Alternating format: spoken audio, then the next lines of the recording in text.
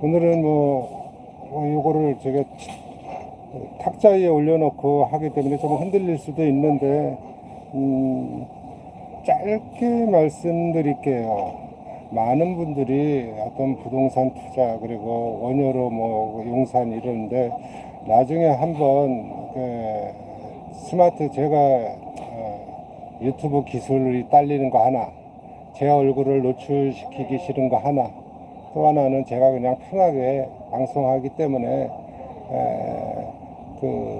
제대로 화면을 보기 어렵게 하는 부분이 있어요. 그래서 지난번에 올린 거에서는 1시간 10분 이후의 거는 용산이라든지 서울 도심에 대한 걸 전반적인 걸 짚어드렸는데, 스마트폰으로 열람을 하시고 데스크탑 같은 데 앉아가지고 네이버 지도나 구글 사이트를 열어서 스트리트 뷰 이런 걸 보면서 같이 맞춰서 보세요. 그러니까 제가 스마트폰으로는 희끄무레하게 작게 나온 그거를 커서를 따라 눈을 쫓다 보면 신경질 나고 짜증 날 수가 있기 때문에 그렇게 접근하지 마시고 스마트폰을 일단 켜놓고 그곳에 해당되는 네이버 지도를 크게 데스크탑에 펼쳐놓고 보시면 좀 더 편하실 겁니다. 그렇게 접근하시면 되고요. 여러분들께서 이제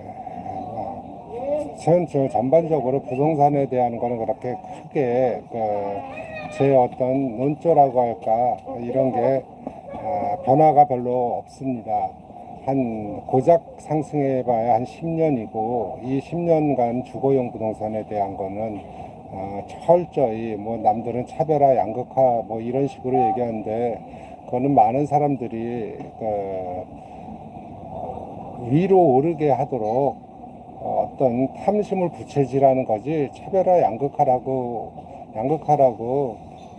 하는 거에 너무 넘어가지 마시면 괜찮을 것 같습니다.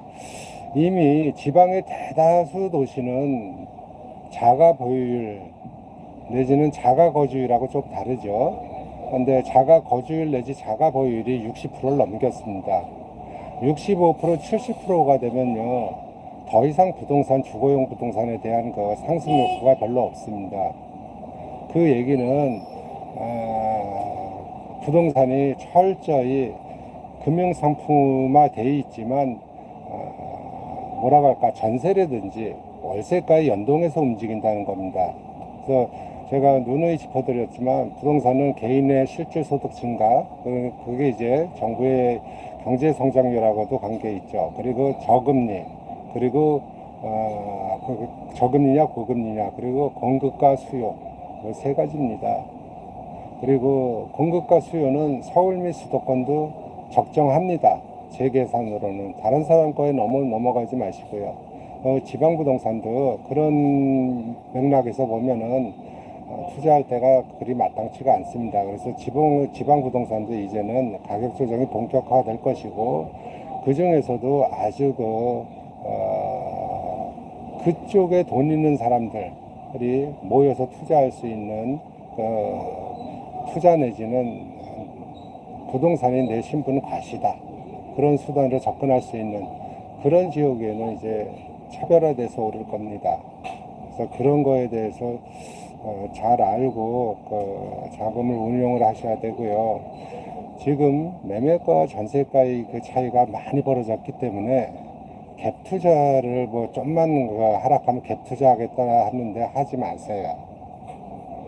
지금부터 제가 2004년에서 2005년까지 거기에 아주 좋은 지역은 경제 상황에 따라 다르겠지만 어느 정도 조정을 받으면 사더라. 근데 그 외의 부분은 살 필요가 없다고 하는 이유는 딱 하나입니다. 일단은 2004년 5년에 전세가가 다소 소폭 반등을 하더라도 그러면 그때부터는 정말로 임대가 4년입니다. 임대가 4년이면은 2024, 25년에 4년이 29년입니다. 그러면 그때는 서울의 주요 신도시는 다 입주가 시작되는 국면이에요. 그렇기 때문에 주거용 부동산이 지난 10년간처럼 굉장히 오르기 어렵다는 것을 인식을 하시고 접근을 하셔야 될 겁니다. 그렇다면은 서울에서는 어떻게 그 투자를 하거나 그 접근을 해야 될까? 많은 분들이 그러면 똘똘한 재개발, 강남 재건축도 같습니다. 분명히 말씀드리는데 강남 재건축은 외곽의 저층 재건축이 끝남으로써 이제는 더 이상 수익성이 안 납니다. 그렇기 때문에 돈이 있는 사람들이 모여들 거예요. 서울의 요지에는. 그렇기 때문에 강남, 여의도, 도심 요 세 개에서 동심원을 그리세요. 그래가지고 네이버 같은 거를 활용을 하세요. 지도를 딱 보고 서울시청이라든지 서울역이라든지 해가지고 반경 5km, 4km에서 둥그렇게 거리 제기를 해서 그 컴파스를 그리듯이 그려가지고 거기에서 재개발이 될 만한 것. 재개발이 안 되더라도 수익형으로 변모가 가능한 주거용 뭐 단독주택이든 다가구든 사가지고 내가 거기에 거주해도 되고 또 아니면은 운 좋게 재개발이 되면은 그 재개발 지역에 아파트를 받아가지고 좀 재산 증식을 노릴 수 있는 그런 식으로 접근하시는 게 저는 맞다고 보고요. 제가 그 갭투자 내지는 갭투기를 하지 말라는 이유는 딱 하나입니다. 2012년, 13년도에 제가 사라고 할 때는 다시 말씀드릴게요. 그때는 강남 32평대, 32평 기준입니다. 강남은 2억에서 2억 5천. 아무리 그 넓어도 3억 정도. 운 좋으면 1억 7, 8천이면 전세 끼고 샀어요. 그리고 여러분들이 좋아하시는 잠실 리센스 헬스는 1억에서 1억 5천입니다. 얼마 전에 제가 실방으로 보여드렸죠. 2016년, 17년만 해도 거기가 전세가 8억, 7억 5천, 8억이고 매매가 9억, 9억 5천이었습니다. 그런데 지금은 매매가 그 전세가의 갭이 10억 이상 벌어졌어요.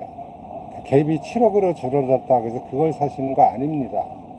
그런 걸 사실 바에는 용산이나 재개발이 10년 안으로 확실히 될 만한데 그 갭으로 다가구나 평수 넓은 단독 사세요.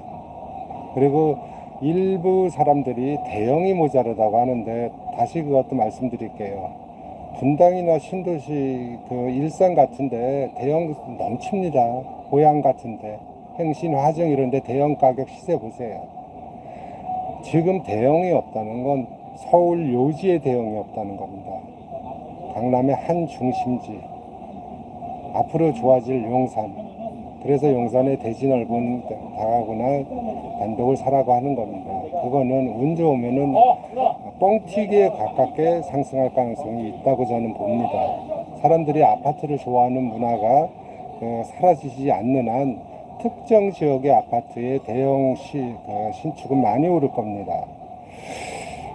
그리고 지금 세종이 오른다, 뭐가 오른다 하는데 앞으로의 부동산은 저는 그렇게 봅니다.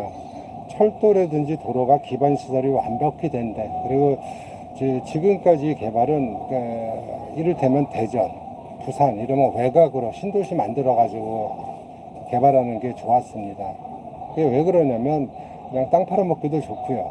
지금 PF 대출의 문제도 그런 겁니다. 부동산이 활성화되니까 평택, 평택역 뭐 이런데 인근에 논밭 싸가지고 형질 변경하고 지자체 그래가지고 택지 조성해갖고 분양하고 그러는 데가 물리는 겁니다. 지금 앞으로는 그런데 상승 잘 안 할 겁니다. 여러분이 잘 아시겠지만 2006, 7, 8년도에 버블 세븐 할 때 용인 흥덕 지구니 하면서 막 공세 지구니에서 우리 회원들끼리 싸웠습니다. 제가 거품이라고 들어가지 말라고 했습니다. 용인 땅값 그 당시에 2003, 4년도에 논밭 3, 40만 원짜리 사가지고 저거를 분양가 1,000에 팔아먹는데 저런 거 들어가시면 안 된다고 했거든요. 지금 부동산 PF의 문제는 가장 큰 게 그겁니다. 그러니까 우후죽순 땅을 사놔서 그렇습니다. 지금 금융위기 때처럼 반포가 미분양 나오고 그런 국면이 아닙니다. 유동성이 확 줄어들지도 않을 뿐더러 이제 이 주거용 부동산 시장이 얼마 못 간다는 걸 많은 사람들이 알고 있기 때문에 괜찮은 지역에 내 집을 마련하고 뭐 운 좋게 되면 자식한테 물려주지 이런 거로 접근을 하는 겁니다.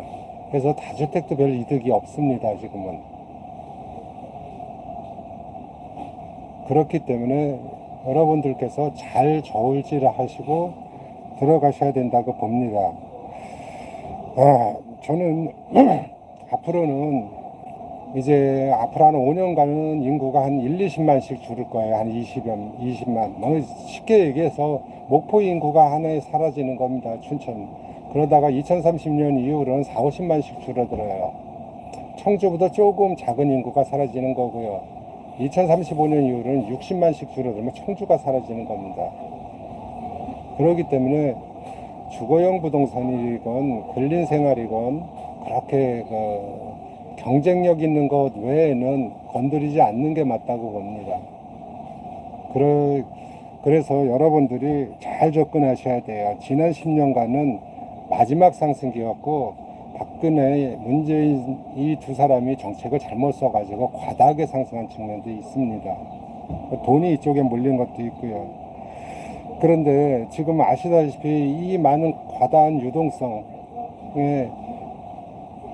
20, 30년 전만 해도 주식, 뭐 채권, 부동산 정도였는데 이젠 코인도 있고 별별 쪽으로 유동성이 확산이 되는 겁니다.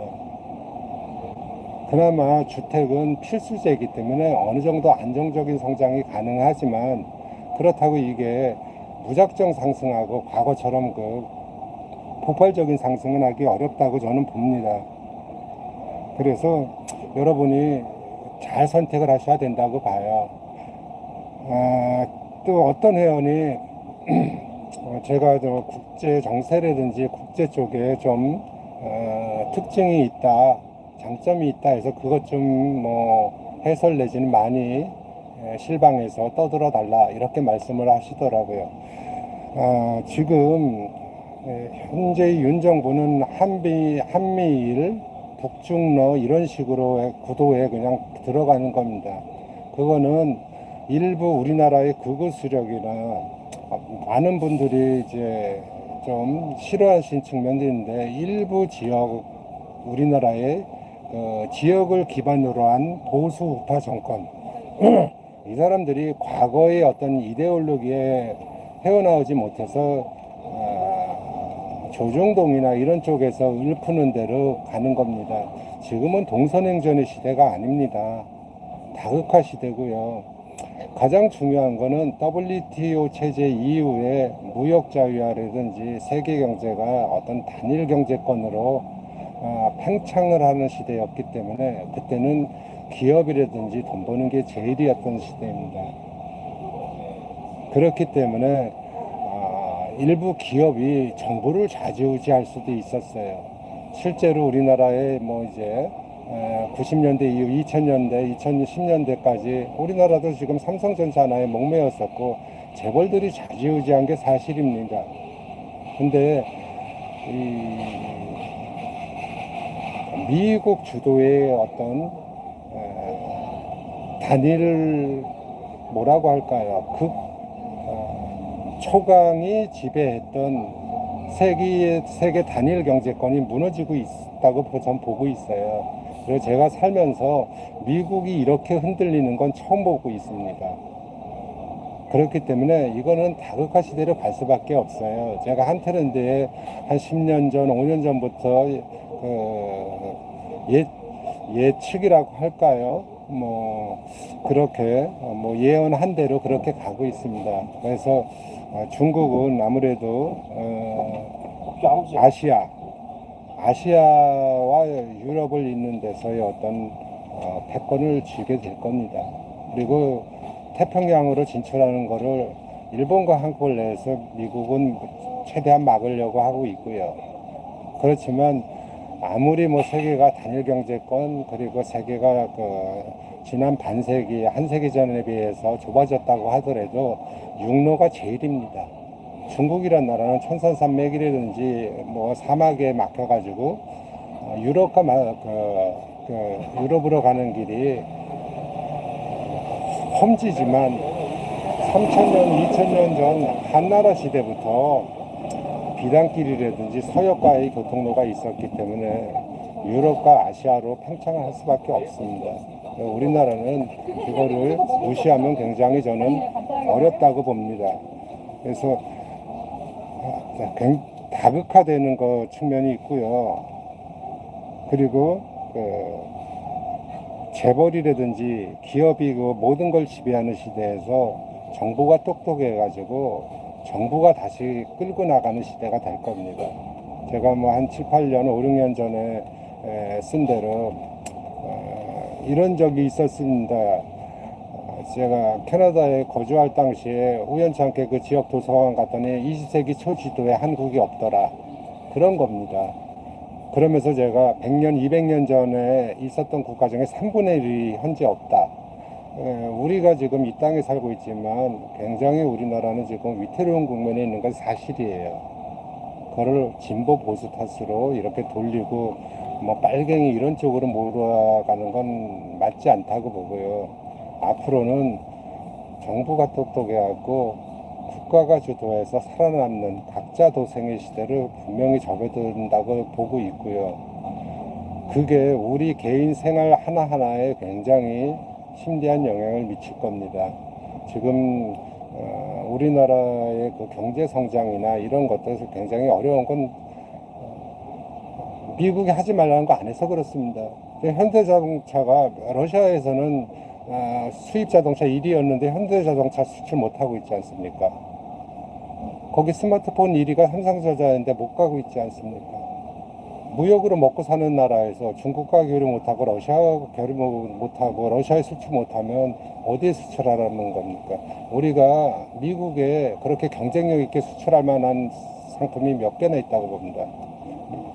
미국이라는 나라는 세계의 모든 상품이 경쟁을 해가지고 선택받는 곳입니다. 저가는 저가, 중가는 중가, 고가는 고가대로.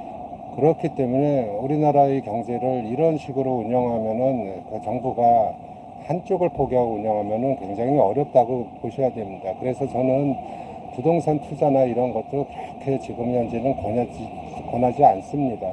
다만 이게 영원하지 않을 것이기 때문에 앞으로 한 10년간 안정된 상승 내지는 보합이라도 덜 떨어질 만한 데를 부동산이라는 데선 설명해 드리고 싶은 거고요.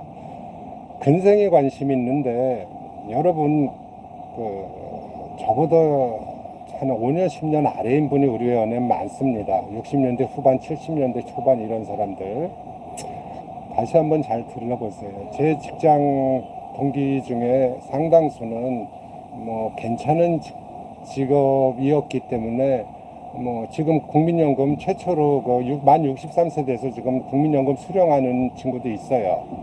이번에 처음 수령했는데 196만 원 수령했다고 합니다. 그러니까 상당히 소득이 높았었어요. 지금 하는 일 없습니다. 여러분이 제가 근생이나 다가구를 사고 경쟁력 있는 다가구를 사라는 거는 여러분들이 60 넘어서 건강이 허락되면은 노동을 하던가 아니면 장사를 하든 자영업을 하셔야 돼요, 이제는. 그러니까 자기가 자본을 잘 운영을 해가지고 상가를 몇 채나 갖고 있고 근생을 몇 개나 갖고 있고 임대사업하면 그러면 괜찮습니다. 그렇지 않은 분의 상당수는 노동을 하시거나 자기가 30여 년간 몸담았던 기술을 살려가지고 그 유관업체에 근무를 하거나 아니면 자기가 사업을 하셔야 돼요. 그래서 근생이나 공업 빌딩을 사라는 거는 단순히 임대뿐만이 아니고 자신이 소일하면서 은퇴 전 소득에 은퇴에 버금가는 소득을 올릴 수 있는 방법 중에 하나이기 때문에 그걸 하라고 했던 겁니다. 그래서 지금 저한테 댓글 다는 분 중에 상당수가 뭐 그냥 그럭저럭 모아놓은 것보다 근생 뒤늦게 그런 근생을 관심을 갖는 거는 내가 이거를 임대해서 그냥 적당히 돈 벌지 이런 측면만 생각하시면 안 돼요. 그런 측면뿐만이 아니고 여차하면 내가 생업전선에 뛰어드는데 워낙 경쟁력 있고 목 좋은 상권에 있으면 큰 노동을 투입하지 않고 알바생이나 직원 하나 고용하면서도 이전 은퇴 전 소득에 버금가거나 그에 조금 못 미치는 소득을 올리면서 여유롭게 살 수가 있어요. 이거는 일본 부동산도 마찬가지입니다. 일본에도 이를테면은 경쟁력 있는 상권에서 자영업하는 은퇴 직장인들이 많습니다. 사람들이 주거용 부동산만 보고 계시기 때문에 말씀드리는 겁니다. 그래서 제가 말씀드리고 싶은 거는 이런 정도고, 성장 시대의 종말이라고 저는 봐요. 그러니까 동남아 시대, 동남아 맹주 국가는 사실은 태국입니다. 근데 태국도 2028년부터 고령화 사회에 진입해요. 그러니까 유럽도 고령화돼 있죠. 중국도 고령화돼 있고요. 일본도 고령화돼 있고. 동남아는 상대적으로 젊은 나라인데 베트남은 뭐 한 평균 연령이 30세고 캄보디아나 뭐 이런 데는 아직은 여지가 있는데, 동남아 인도차이나 반도에서 그 맹주 국가라고 하시는 건 태국이에요. 그러니까 태국이라는 데가 그렇게 고령화에 진입한 건 전 이렇게 봅니다. 그 나라는 식민지도 안 겪었고 전란도 안 겪었습니다. 그렇기 때문에 안정적으로 흔히 말해서 서방이 그리고 한국이 겪어온 것과 비슷한 역사의 발달 단계를 거쳐왔어요. 그래서 자연스럽게 고령화에 있었고, 캄보디아나 베트남이나 이런 데는 전란을 거쳤고, 그 혼란이 아물고 나서는 일종의 풍요의 시대, 평화의 시대가 왔기 때문에 애를 낳고 키우고, 그래서 젊은 나라가 된 거라고 저는 봅니다. 그래서 실제로는 이제는 아프리카 외에는 전 세계가 고령화되고 있습니다. 그래서 여러분들이 이 고령화가 돼 있기 때문에 계속 경제 위기가 발생하고 그걸 돈으로 막고 있는 겁니다. 그래서 유동성은 끊임없이 늘어나긴 할 겁니다. 근데 과거만큼 그 유동성이 부동산으로 유입돼 가지고 끌어올릴지는 저는 미지수라고 보니까, 그런 점은 잘 헤아려서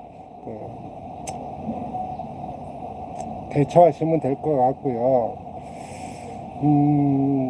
용산은 2030년까지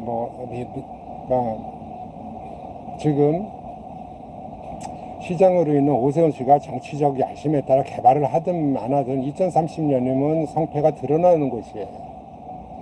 즉 GTX AB 노선이 그때쯤은 뚫리거나, 그리고 제가 짚어드린 대로 철도가 다 그쪽으로 갑니다. 그래서 거기는 유망해 보여서 말씀을 드린 거고, 차후에 용산이나 아니면 영등포나 동북 쪽에도 제가 한번 실내에서 하면은 네이버 지도를 펼쳐들고 제 관점을 설명해 드리겠습니다. 물론 강남도 그렇습니다. 그러니까 강남은 이렇게 보시면 돼요. 잠실이 강남 영동대로 개발해가지고 그쪽에 억세권 그런 거 잊으세요. 즉, 이 현대의 부동산은 금융화되고 자본이 그러니까 대형 자본이 개입돼야지 상승을 하는 겁니다. 근데 이미 저층 아파트를 고층으로 개발하고 잠실 그 인근을 개발했기 때문에 거긴 개발이 끝난 곳입니다. 그런 데는 안정적인 성장은 되지만 더 이상 크게 성장하거나 가격이 오르기 어려워요. 그런 원리를 이해하고 접근하시고요. 지난 20, 30년간 한국 경제를 끌고 온 기업은 저는 단연코 삼성과 SK라고 봐요. SK는 SK텔레콤을 기반으로 해서 화학, 전자, 결국은 하이닉스까지 손에 쥐면서 아주 큰 재벌 기업으로 성장을 했고, 삼성도 반도체나 스마트폰, 가전을 기반으로 해서 상당히 상승을 했는데, 앞으로 1, 20년간은 저는 현대그룹과 LG그룹의 주가가 좋을 거라고 봅니다. 그거는 시대가 바뀌고 있기 때문에 그렇다고 봐요. 여러분은 배터리 제가 LNF라든지 LG화학 좋아 보인다 2년 전에 할 때, 그때 3분들 큰 수익을 올린 분도 있는 거를 알고 있습니다.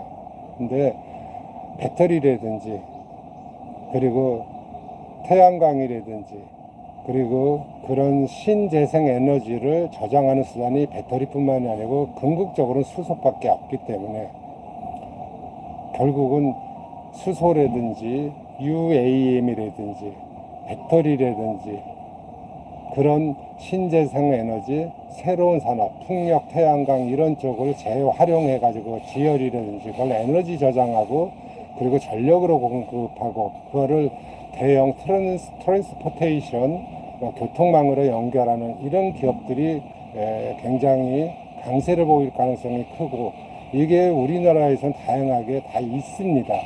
그리고 이런 그 제조업을 다 갖춘 나라가 몇 개가 안 됩니다. 뭐 독일, 한국 정도죠. 실제로는 중국이 따라오고 있고. 근데 요 삼성전자의 반도체는 중요한 건 다 압니다. 그리고 반도체가 중요한 걸 알기 때문에 뭐 원천 기술을 미국이 확보했더니 저는 이렇게 그건 별로 중요치 않게 봅니다. 중요한 걸 알았기 때문에 옛날에는 그냥 삼성전자 반도체 만드니까 저기는 휴지 팩토리로 참 괜찮은 기업이다 이런 정도로 생각했겠지만 이젠 각국 정부가 이렇게 중요한 거를 안 키울 수 없다 해서 언어 없이 달려들 겁니다. 경쟁자가 많이 생기는 거예요. 그렇기 때문에 삼성보다는 저는 현대나 LG 그룹이 한 1, 20년간은 더 좋지 않을까 이런 생각을 해봐요. 제가 뭐 오랫동안 오랜만에 실방을 했는데 질문 딱 하나 받겠습니다. 나머지는 뭐 제가 뭐 여기 가까이 와가지고 하는데 그렇고 제가 뭔 질문이 올라왔는지도 이걸 봐야 되는데 한번 움직여 볼게요.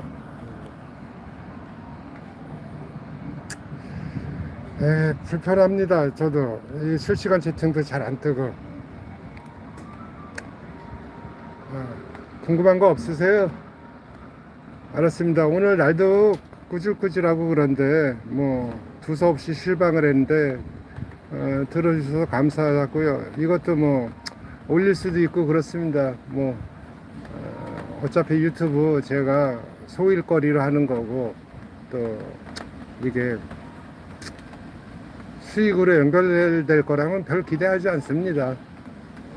그렇다면 뭐 제 얼굴 내밀고 그렇게 할 텐데 그럴 것 같지는 않고 뭐 국제 정세는 그렇습니다. 어떤 회원이 뭐 북한이 가만히 있다고요 이러는데 잘 보세요. 북한이 예고도 했습니다. 한미 연합훈련 하지 말아라. 왜 그러냐면 아시겠지만 한 몇 년 전에 미국이 드론 띄워가지고 반미 이란에 군사 주동 인물이라고 할까요? 암살하는 거 외신으로도 보지 않았습니까? 우리나라 뭐 서울이나 경기도 상공에 3km로 뛰어가지고 B-50이 띄우면 평양이 휴전선에서 150km입니다. 여기서 대전거리입니다. 그러니까 그 나라도 불안한 거예요. 서로 이런 거 하지 말자는 건데 계속 하는 겁니다. 근데 여러분이 잘 아셔야 되겠지만 트럼프하고 김정은이 싱가포르에서 종전선언만 하지 못했을 뿐이지 그 전에 4개항에 합의했어요. 2018년도인가. 거기에 상호 존중이란 대목도 있고 평화적인 노력을 하는 거, 그리고 북한은 더 이상 핵 개발이라든지 핵 확산을 하지 않는데 노력한다고 있어요. 그렇다는 거는 정권이 바뀌고 바이든이 중국을 압박하면서 일본과 한국을 내세우고 싶지만 정부와 정부 간 맺은 협약을 깨트리긴 쉽지 않은 겁니다. 그러면 어떤 방법이 좋겠습니까? 한국이 요청해가지고 훈련하고 그런 거 어쩔 수 없이 하는 거라는 명분을 내세우는 거예요. 그러니까 지금 북한에서도 저렇게 통신수단도 끊고 뭐든지 하는 겁니다. 지금 이 한반도에서 중국, 러시아, 한국, 일본, 미국 이 중에선 북한이 제일 약국이에요. 경제는 봉착해 있고. 그렇기 때문에 자기네들은 할 수 있는 여지가 많지 않은 겁니다. 실제로 최근에 중국이 산둥반도라든지 발해만해서 미사일 날리고 실탄 포격했는데 그거는 왜 우리의 안보 위협이 안 되나요? 그 안보 위협 되는 겁니다. 북한도 블라디보스톡 있는 데서 극동기지에서 동해상에 200km씩 미사일 날리고 훈련했습니다. 이거 별로 바람직한 거 아닙니다. 그래서 정부가 우리나라처럼 굉장히 안보적 위협이 있는 나라에서는 평화적인 노력을 할 의무가 있는 겁니다. 그리고 중국이 이렇게 되면은 중국은 아마 중국의 동북지방을 대대적으로 개발할 겁니다. 중국이 동북지방을 개발하지 못한 거는 제가 예전에 러시아의 유라시아 회랑 건설 계획이 러시아의 장기적인 국가 전략이라고 했었죠. 러시아 때문에 못했던 겁니다. 그러니까 그쪽을 러시아의 눈치를 안 볼 수가 없어요. 근데 러시아가 지금은 우크라이나 전쟁 이후에 미국으로부터의 고립됨으로써 중국에 의존적이에요. 그럼 중국은 1대1로 계획을 하나 추진하고 지금 1대1로가 상당히 봉착했지만 사실과 다릅니다. 여러분이 유튜브나 이런 거 보세요. 캄보디아라든지 라오스에 중국이 깔고 있는 고속철과 고속도로가 태국까지 지금 깔리고 있어요. 거기에선 좋아합니다. 중국인들이 관광객 온다고.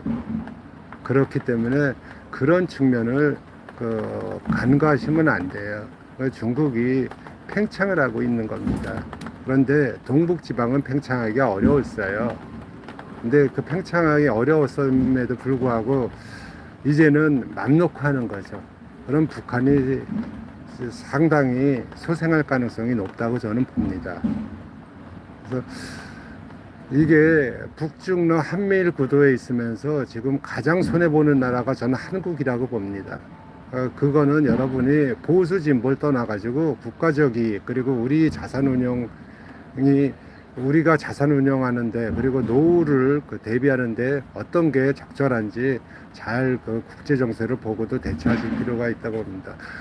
만약에 중국이 예정한 대로 2천억에서 3천억 달러를 투입해서 만주 동북지방을 러시아와 함께 시베리아 개발하면 북한은 경제난에서 상당히 숨통이 트일 것이고요.